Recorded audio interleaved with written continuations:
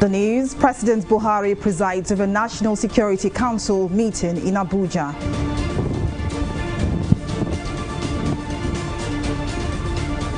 Minister of Environment promises to hand down stiffer punishment to oil companies over oil spillage.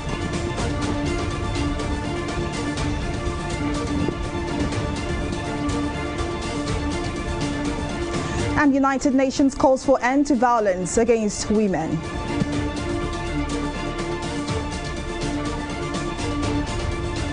We're glad to have you join us on News Now. I am Folashade Ogrinde. President Muhammadu Buhari is presiding over the National Security Council meeting at the State House in Abuja. The meeting has been attended, among others, by Vice President Yemi Osinbajo, Chief of Staff to the President Ibrahim Gambari, as well as other dignitaries. Before the commencement of the meeting, Buhari, with his assistant of Osinbajo, decorated his aide-de-camp, Lieutenant Colonel Yusuf Mukhtar Dodo, with his new redneck rank of Colonel. The three service Chief of Army, Navy and Air Force, as well as the Inspector General of Police Usman Alkali Baba, were also attending the meeting, as the President is expected to be briefed on later security developments across the country. Well, the President received briefs from all the heads of Armed Forces of Nigeria, other security agencies and intelligence organizations on the security situation nationwide. While appreciative of the successes and gains being made by all the security agencies, from the Armed Forces of Nigeria to police and intelligence organizations, as well as other security agencies, is of the belief that more must still and should still be done. I just want to know specifically what you have discussed in respect of the resurgence of criminal activities along Abuja-Kaduna Highway. Oh, yes. The police and the other security agencies have been mobilized to intensify surveillance, patrol, and pursuit of the criminals. And it's not only about Abuja-Kaduna. Yes, Abuja-Kaduna belt was discussed specifically, but we appreciated the fact that we are in the season of festivity. So all agencies are committed to providing security for Nigeria, and the maintenance of law and order have been ordered to improve on the activities, intensify surveillance, and minimize, if not eliminate totally, any threat to law and order anywhere in Nigeria. Specific orders have been given to all our security agencies, and you will see an improved response to all those challenging the sovereignty of Nigeria in whatever form and creating insecurity in whatever form anywhere. The council today took firm decision on what to be done, and I can assure Nigerians that with the charge from the President and Commander-in-Chief of the Armed Forces today, there will be an improved response to all forms of criminality in any part of Nigeria. Is there a new strategy to that effect? Because this charge has been given not once, not twice, not even twice, sir. What I know is that for as long as there is life, we must not rest until our objective of making Nigeria safe for Nigerians is made possible. So I am convinced that the renewed charge to our security agencies, from the military to the police, intelligence organizations, and all other security forces, certainly Nigerians will feel and live better. I equally feel elated. It is a sign of recognition of hard work, and of course, of more responsibilities coming along my way. It gives me more zeal to do my job the way it should be done. So what assurance can you give the President and the nation? No doubt, I give a double assurance as being in place, and I'll put in my best with all forms of loyalty to the latter.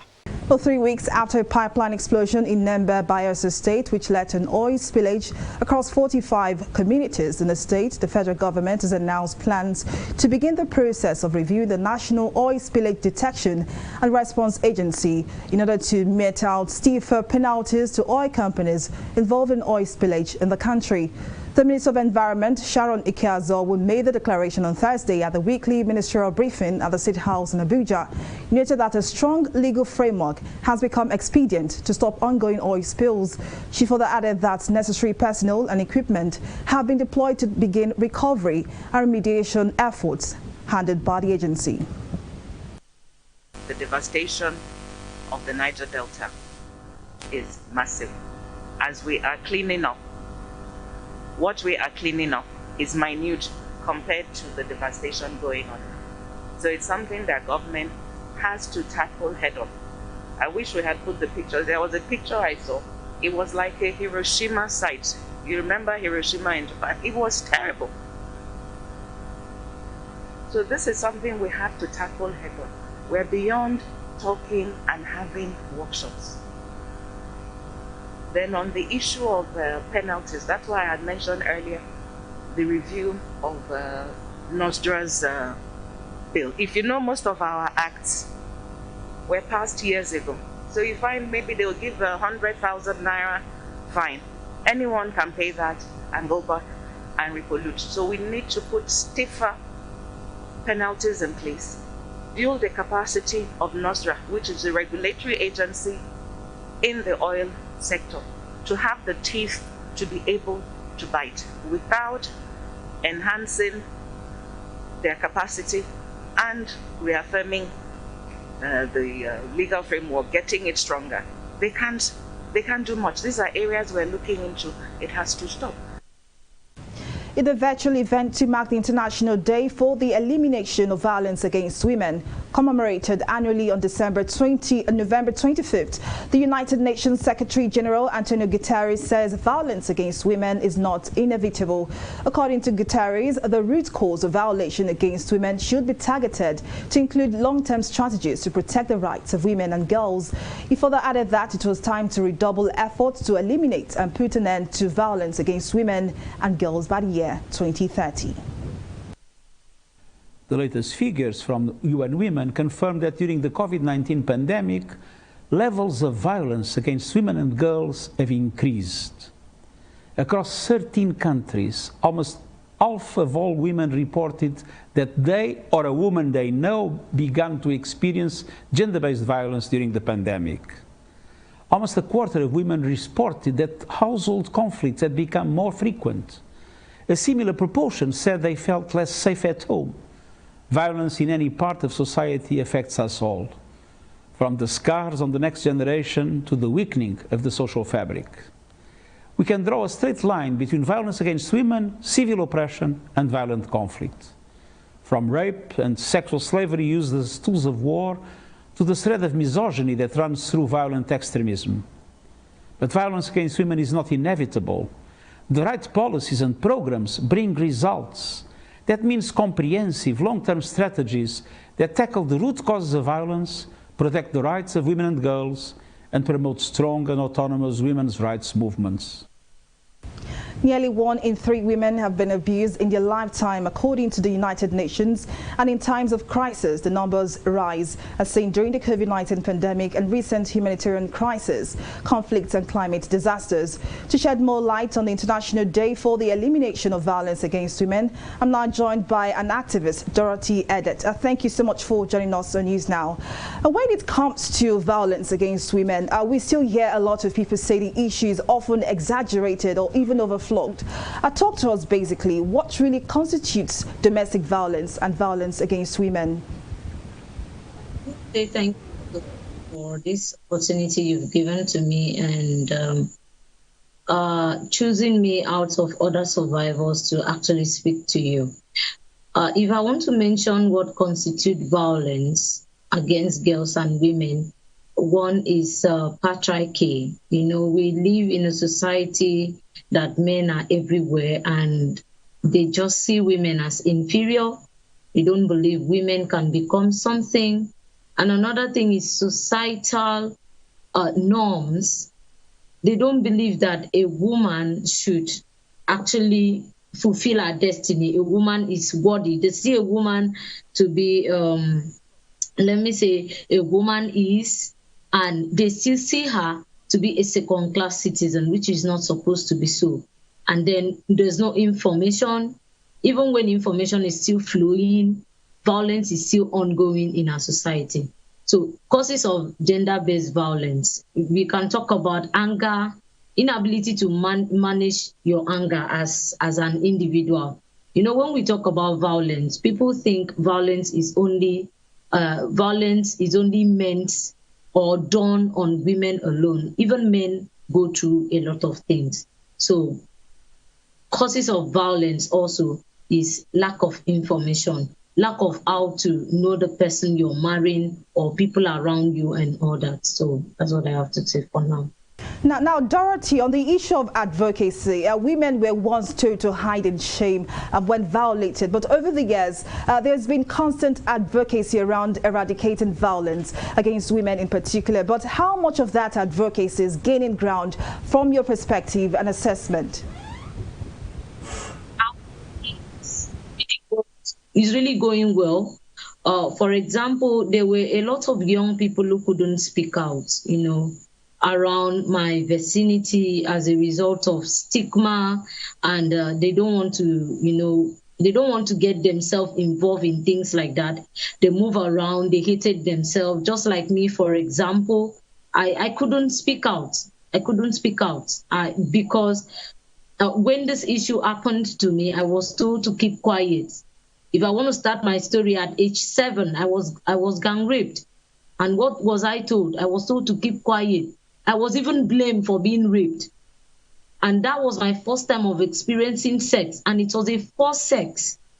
I was blamed. I was told you did not put on pants, you did not put on gowns. Why did you wear pants to go outside? I was just sent to go and buy bread. Nothing, just bread. And they told me, don't tell anybody.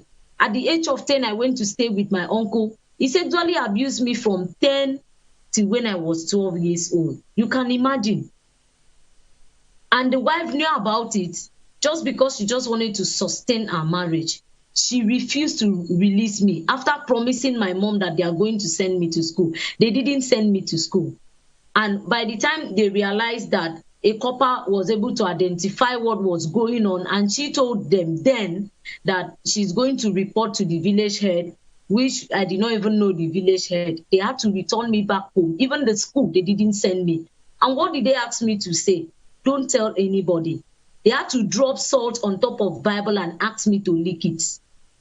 So when you continue telling us, don't tell anybody, it turns us survivors to be very dangerous human beings.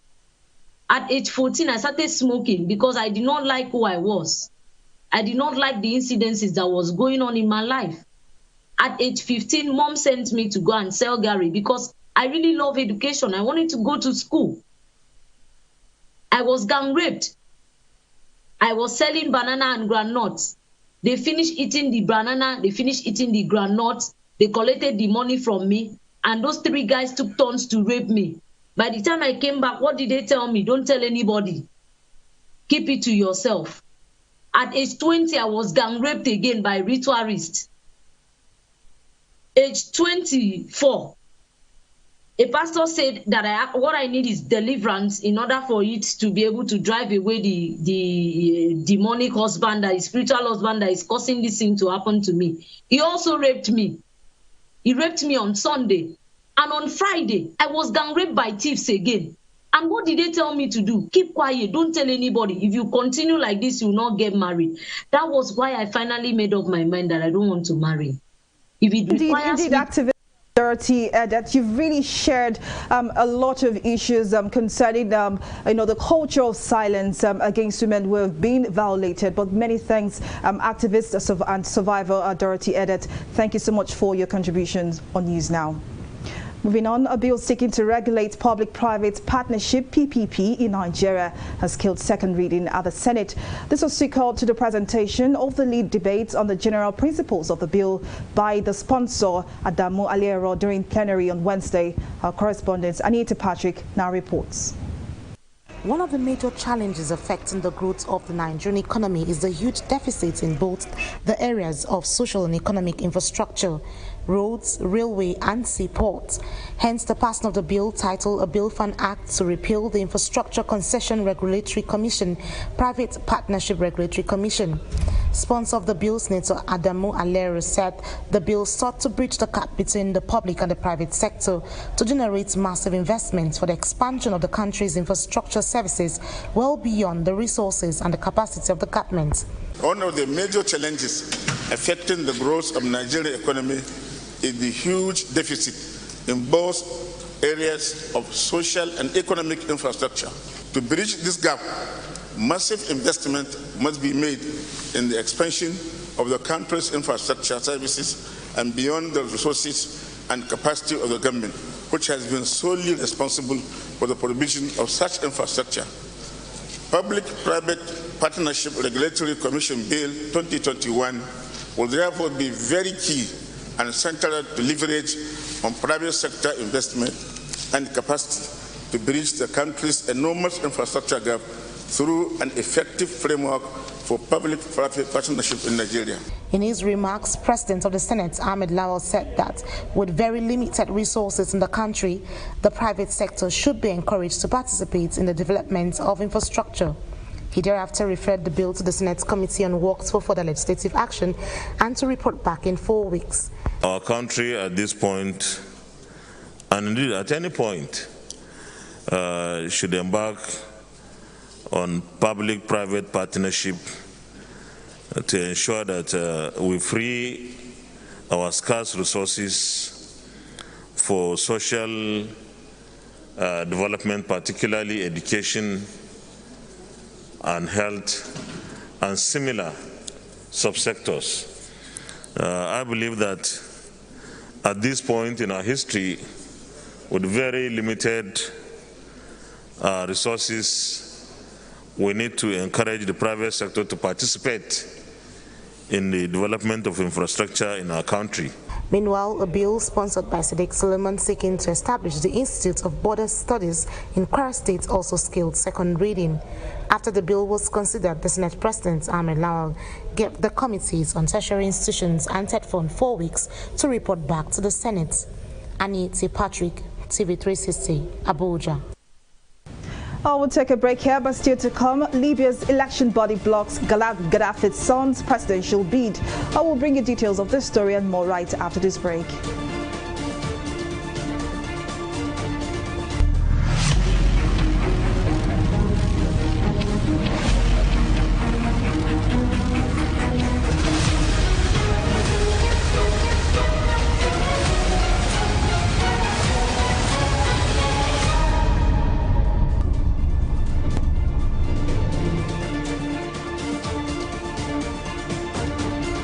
Glad to have you back. Here is a recap of some of our top stories tonight. President Muhammadu Buhari is presiding over the National Security Council meeting at the State House in Abuja. Before the commencement of the meeting, Buhari, with the assistance of Osinbajo, decorated his aide-de-camp, Lieutenant Colonel Yusuf Mukhtar Dodo, with his new red neck rank of colonel. The 3 service chiefs of Army, Navy and Air Force, as well as the Inspector General of Police, Usman Alkali Baba, are also attending the meeting as the president is expected to be briefed on later security developments across the country. We also told you that 3 weeks after the pipeline explosion in Nembe, Bayelsa State, which led to an oil spillage across 45 communities in the state, the federal government has announced plans to begin the process of reviewing the National Oil Spillage Detection and Response Agency in order to mete out stiffer penalties to oil companies involved in oil spillage in the country. The Minister of Environment, Sharon Ikezo, who made this declaration on Thursday at the weekly ministerial briefing at the State House, noted that a strong legal framework has become expedient to stop ongoing oil spills. She further added that necessary personnel and equipment have been deployed to begin recovery and remediation efforts handled by the agency.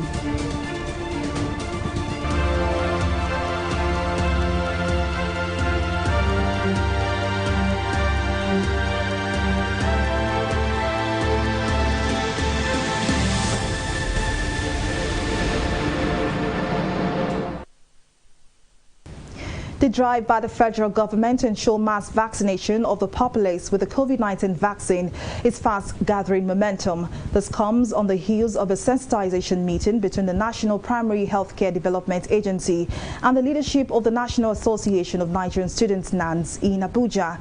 NANS chairman Sunday Efosun, while speaking at the meeting, called on all students at various levels to get vaccinated, adding that the vaccines are safe and efficacious.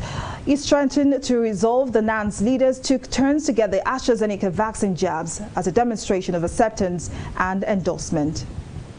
Over 80% of those people who have died from COVID-19 in Nigeria were those who were unvaccinated. Breaking this down, it means that 8 out of 10 people who become sick with COVID-19 die because they are unvaccinated, along with whatever other comorbidities they have. So we have evidence, we have the proof that COVID-19 vaccines actually work. We wish to announce the safety of this vaccine for all Nigerians and Nigerian students in particular, to demonstrate acceptance and endorsement of this vaccine for all in line with the solution. My humble self and member of National Secretariat of NANS shall be taking our first jab today. We'll take a break here and return with more stories in business. Do stay with us.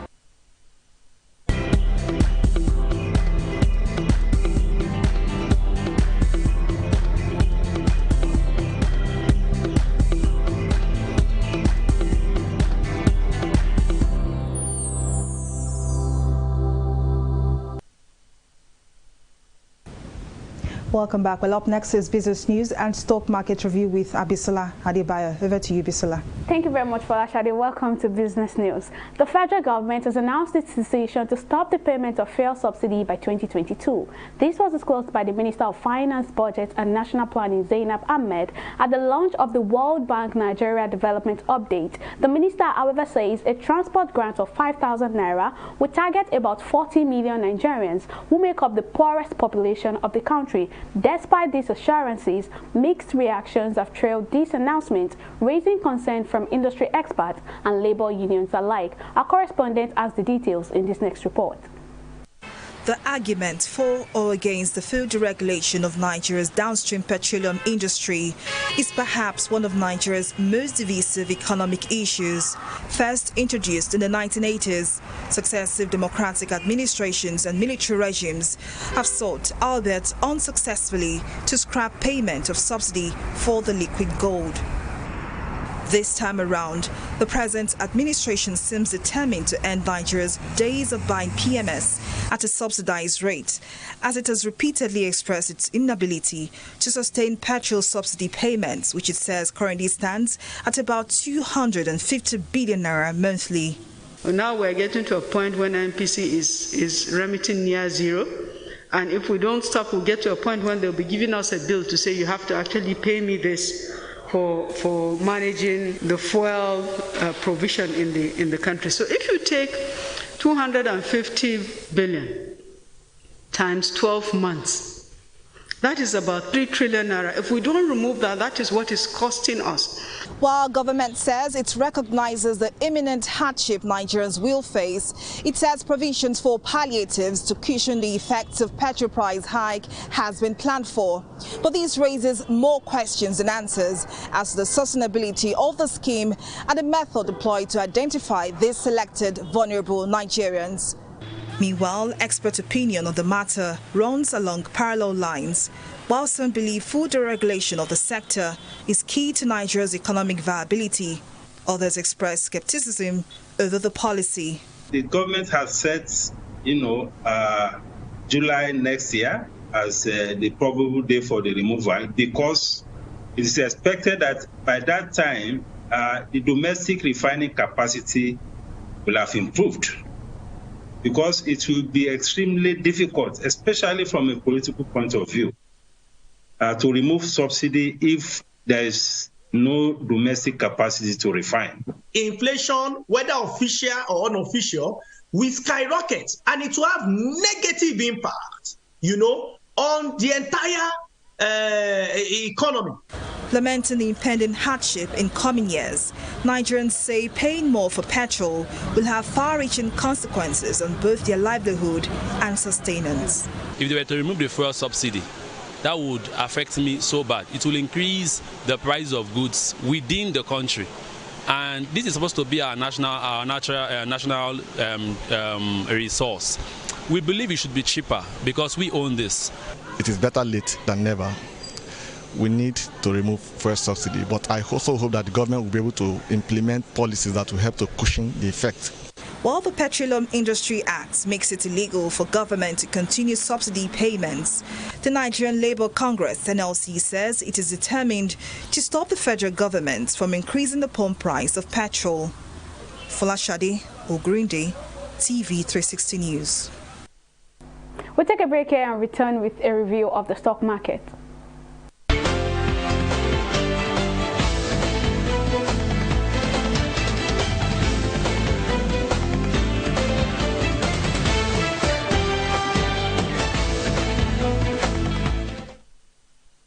The Nigerian stock market at the close of trading today lost 71 billion naira on sustained profit-taking activities in 24 equities. In summary, the all-share index declined by 0.32% to close at 43,108 basis points. Similarly, the overall market capitalization value dropped by 71 billion naira to close at 22.494 trillion naira. The market negative performance was driven by price depreciation in large and medium capitalized stocks. They were led by MRS Oil and Champs PLC. They both recorded 1 naira 52 kobo decline. On the flip side, that was our gainers list for today. Honey Flour maintained the spot for 3 consecutive trading sessions. It topped the list with a 36 kobo increase. It's closely followed by ICO, who had a 5 kobo increase.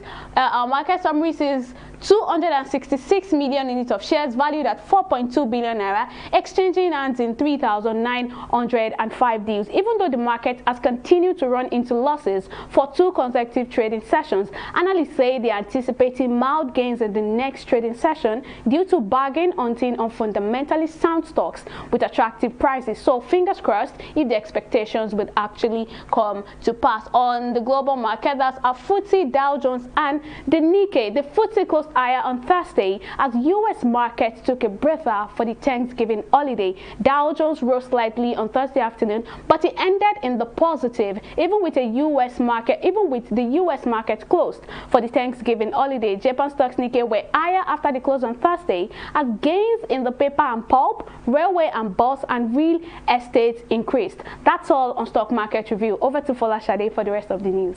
Well, many thanks, Abisola, for that update on the business scene. Now to the foreign scene, Libya's election commission said that Saif al-Islam Gaddafi, the son of the former ruler Muammar Gaddafi and a major candidate in December's planned presidential election, is ineligible to run. Gaddafi was one of 25 candidates disqualified in an initial decision by the commission, citing legal reasons, pending an appeal process that would ultimately be decided by the judiciary.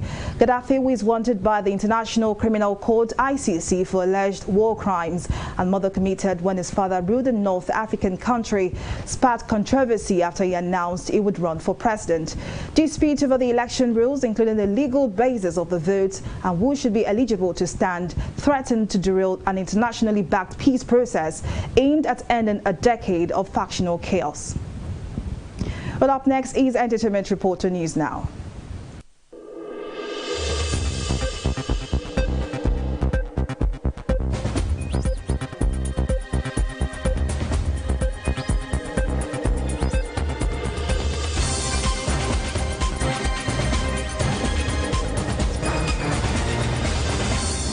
Known for his heartfelt emotions and delectable live music, Maven Records act Johnny Drill has announced plans for the third edition of his signature live concert, Johnny's Room Live, which will happen in Lagos on the 28th of November and Abuja on the 5th of December 2021. With over 10,000 fans since the inception of the event in 2018, and on the back of his debut album, Before We Fall Asleep, Johnny Drill plans to up his game for this year's edition of the concert with his 14-track debut project, which featured artists like Don Jazzy, Ira Star, Ladipo, Lagos Community Choir, and veteran group Style Plus. This year's event will also feature Enter Johnny's Room, a unique opportunity for fans to take the stage and show their singing talent to thousands of people.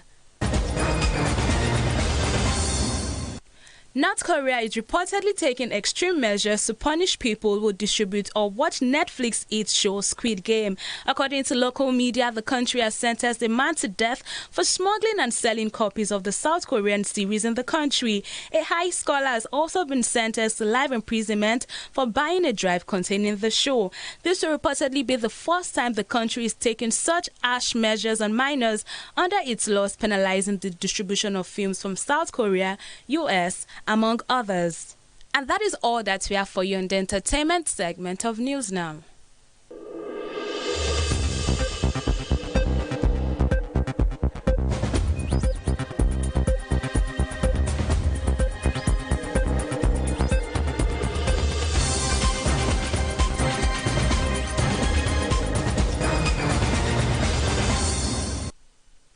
Away from entertainment and now to sport, Super Eagles coach Gennett Ross says the team's early campaign in Nigeria will afford them the time to prepare well for the group opening game against Egypt in the 2022 Africa Cup of Nations. The German tactician said the camp will open on December 28th in a bid to prepare adequately against the Pharaohs of Egypt, as Nigeria has been drawn alongside Egypt, Guinea-Bissau and Sudan in Group D. The Eagles will face Egypt in their opening game on January 11th in Gara. Rowe has led the team to record 28 wins, 13 draws and 13 defeats in the 54 games he has been in charge of the team. I need to wrap on our news bulletin. Many thanks for watching. I am Folashade Ogurinde. Bye for now.